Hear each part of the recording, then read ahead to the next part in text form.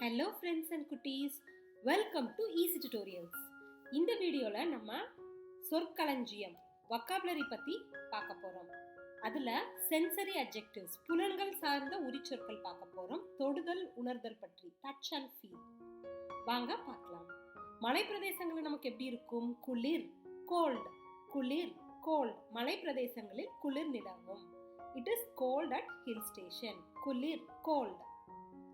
அடுத்த வார்த்தை சூடான ஹாட். காஃபி தொட்டு பார்த்தா எப்படி இருக்கும்? காஃபி மிகவும் சூடாக இருக்கிறது. The coffee is too hot. சூடான ஹாட். கடினமான ஹார்ட். பாறை தொட்டா எப்படி இருக்கும்? கடினமா இருக்கும். பாறை மேற்பரப்பு கடினமானது. The rock surface is hard. கடினமான ஹார்ட். மென்மையான ஸ்மூத் அல்லது சாஃப்ட். இந்த துணி மென்மையாக உள்ளது. This cloth feels smooth. மென்மையான ஸ்மூத் அல்லது சாஃப்ட் ரெண்டுமே சொல்லிக்கலாம். கரடு முரடான ரஃப். செங்கல் எப்படி இருக்கும்? செங்கல் தொடுவதற்கு கரடு முரடாக இருக்கிறது. Brick is rough to touch. கரடு முரடான ரஃப். உலர்ந்த dry. பெயிண்ட் காஞ்சிட்டான்னு பார்ப்போம் இல்லையா? வண்ணப்பூச்சு முற்றிலும் உலர்ந்தது. The paint is completely dry. உலர்ந்த dry. அடுத்த வார்த்தை நனைந்த அல்லது ஈரமான wet. நான் மழையில் நனைந்தேன். I got wet in rain. நனைந்த ஈரமான wet. ஈரமானக்கு இன்னொரு வார்த்தை damp. இந்த துண்டு ஈரமானது. This towel is damp. தலைலாம் தோட்டனே எப்படி இருக்கும்? ஈரமான damp. ஈரப்பதத்தை மாய்ஸ்ட் அல்லது ஹியூமிட் அப்படின்னு சொல்லுவோம். சர்க்கரை காரணமாக இனிப்பில் ஈரப்பதம் இருக்கிறது.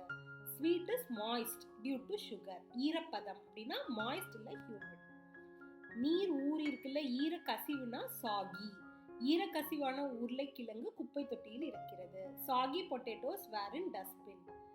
ஈர கசிவுனா சாகி. கொலகொலப்பா இருக்கு, கூலா இருக்குன்னா மஷி.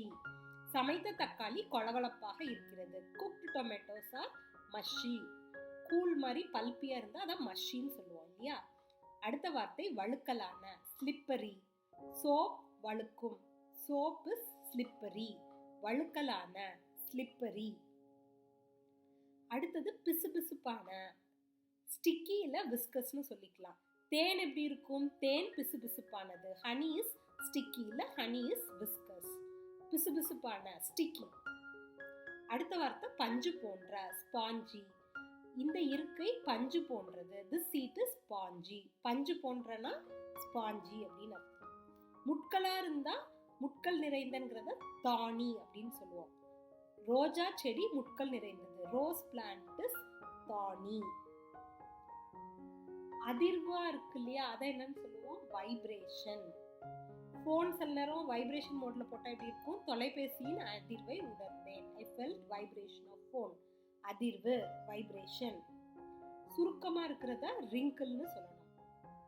The baby touched the wrinkled skin of grandma. குழந்தை பாட்டியின் சுருக்கமான தோலை தொட்டது. சுருக்கம் wrinkle. சாஃப்டும் ஈரமாவும் சேர்ந்திருந்தா மிருதுவான ஸ்குவாஷி அப்படின்னு சொல்லுவோம். ஜாமுன் மிருதுவானது. ஜாமுன் இஸ் ஸ்குவிஷி.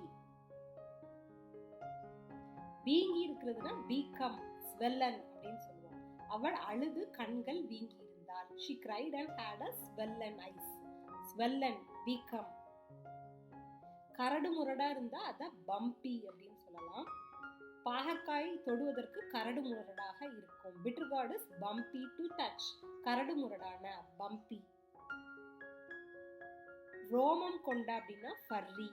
பூனை நாய் அதெல்லாம் என்னது? ரோமம் கொண்ட விலங்குகள். Children love furry animals. உங்களுக்கு இந்த வீடியோ பிடிச்சிருக்குன்னு நினைக்கிறேன். கட்டாயம் உங்க கமெண்ட்ஸை போஸ்ட் பண்ணுங்க, லைக் பண்ணுங்க, ஷேர் பண்ணுங்க. புதிய வியூவரா இருந்தா சப்ஸ்கிரைப் பண்ணுங்க. உங்களோட கமெண்ட்ஸ் எங்களுக்கு ரொம்ப வேல்யூபிள். ஸோ கமெண்ட் பண்ணிட்டே இருங்க. தேங்க்ஸ் ஃபார் வாட்சிங் Eezytutorials. நன்றி.